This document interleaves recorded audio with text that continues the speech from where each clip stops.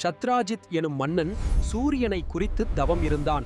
சூரிய பகவான் அவனுக்கு சியமந்தக மணியை பரிசளித்தார். அந்த ரத்தினத்திற்கு தினமும் அதிக அளவில் தங்கம் வழங்கும் சக்தி உள்ளது. அது இருக்கும் இடத்தில் பஞ்சம் இல்லை.